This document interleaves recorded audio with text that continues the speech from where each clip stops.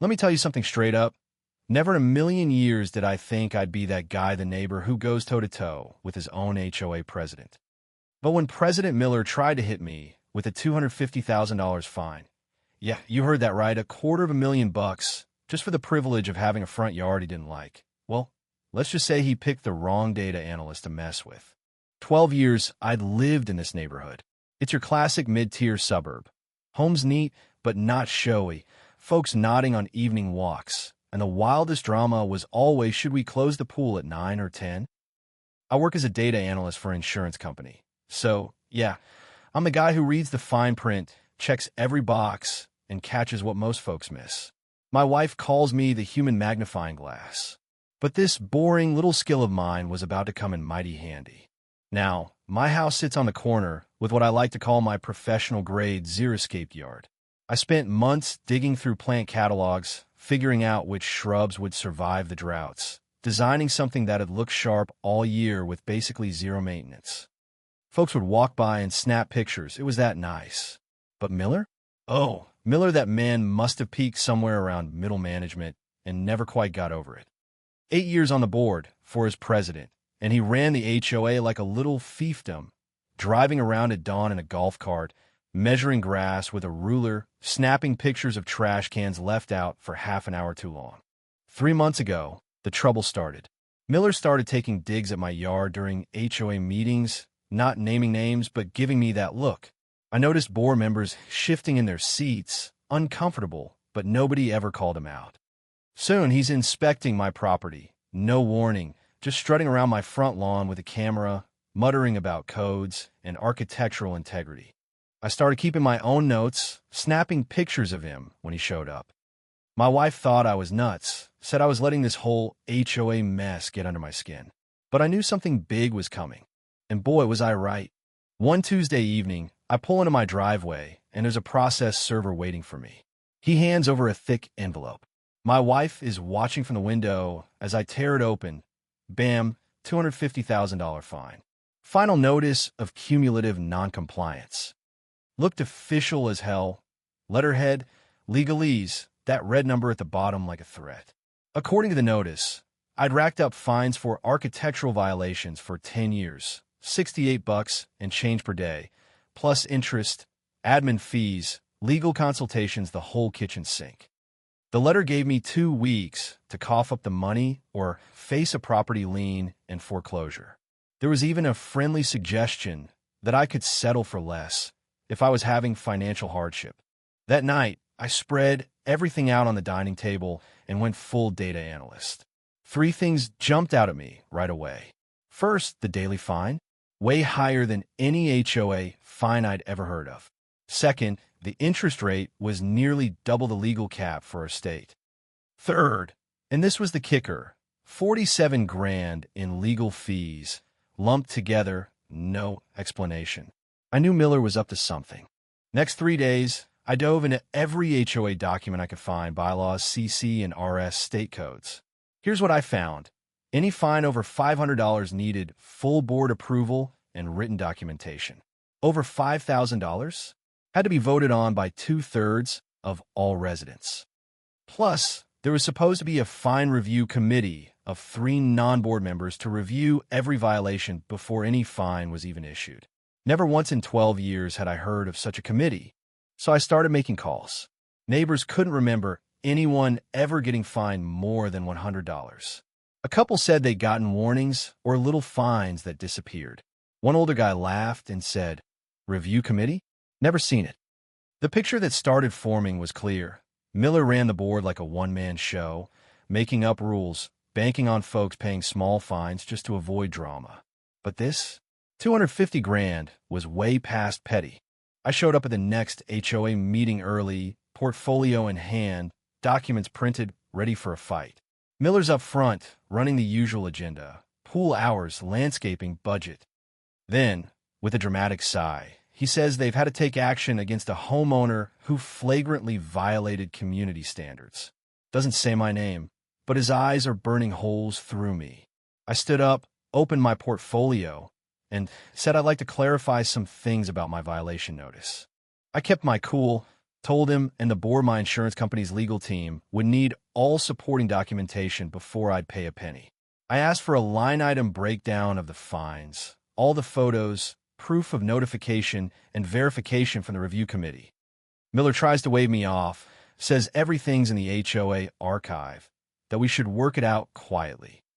Then he leans in, lowers his voice, and says, sometimes we can settle these things for a much smaller amount, maybe 50 grand. That's when I knew absolutely this was a scam. I pulled out a formal request for documents, said each board member would get one within 24 hours. I explained that by state law, they had 30 days to provide every last bit of evidence, or the fines would be void. Miller's face turned beet red. One board member, a quiet woman, looked at him and asked if all this documentation actually existed. He blustered, told her not to worry. Now here's where it gets good. I pulled out another folder, county records showing that Miller himself signed off on my xeriscaped yard 8 years ago. His signature, right there on the approval. The whole room started whispering. Miller claimed he didn't remember. Maybe it was outdated. I said my legal team would be interested to know if retroactive enforcement of non-existent rules counted as harassment or fraud, especially since the so-called legal fees looked pretty sketchy. Miller abruptly adjourned the meeting, said this was outside the agenda, and left. That night, I hand-delivered legal requests to every board member. 3 days later, Miller calls. Suddenly he's all sugar, talking about miscommunications and amicable solutions. I told him I was happy to meet, but only with every document present, and I'd be bringing my own witnesses. I spent that weekend at the courthouse, digging deeper. Turns out for 4 straight years, the HOA didn't have a fine review committee. Every fine in that period, legally void. Miller had amended bylaws without any vote. Those rules he tried to ding me for never passed. And those legal fees? They were for Miller's own divorce and some business spat, paid to his brother-in-law's law firm. Thursday night, the emergency board meeting was standing room only. Word got out, and everyone wanted to see what was going to happen. I rolled in with binders, poster boards, the works. I took apart Miller's fine, section by section. Showed how half the violations happened when Miller was out of state. How the fines had no review committee. How the rules were never actually adopted. How 47 grand in legal fees had nothing to do with the HOA.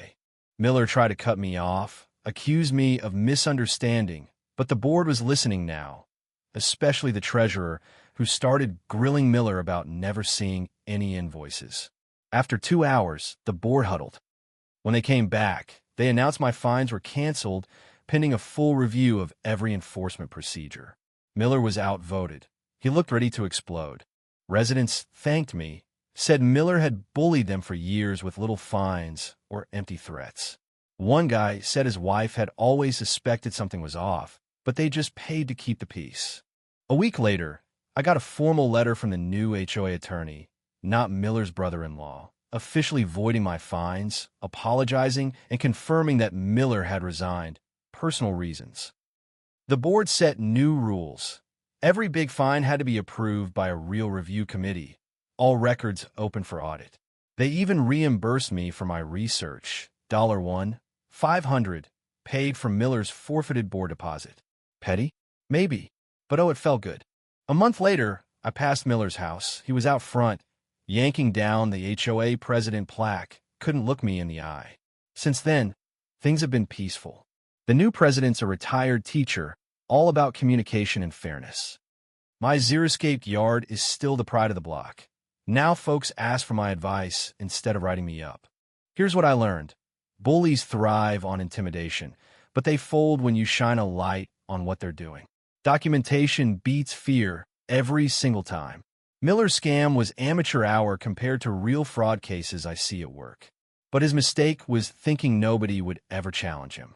When residents know their rights and stand together, even the biggest egos have to play by the rules. I tell folks now, if your HOA tries to scare you, demand proof. Research the rules. Don't let official paperwork freak you out. And if someone tries to slap you with a monster fine for your garden, make them show their math. The peace in our neighborhood isn't the hush of people afraid to speak up. It's the quiet of a place where folks trust their HOA again. Folks volunteer, join committees, even brag about their yards. I helped neighbors fight back against bogus fines. Helped one elderly couple get $3,000 in drought fines dropped just by quoting the bylaws. Most HOA headaches come from board members who don't know or don't care about the rules. But a little research, a little backbone, and some patience goes a long way. Even a boring data analyst can topple a wannabe tyrant when it counts. And honestly, sometimes you need a bully to overreach before folks finally say enough. Miller's greed was his downfall. If he'd settled for a couple hundred, I might have paid. But by going too far, he made me dig and found the cracks in his whole little empire. So, here's the million-dollar question. Where do you draw the line with power? Should residents always challenge authority? Or is there a point where you just let things slide? Have you ever had to stand up to a bully, HOA or otherwise? Drop your story in the comments. Tell me where you're watching from, and let's get a real debate going. Because at the end of the day, justice only works if folks are willing to fight for it, one line item at a time.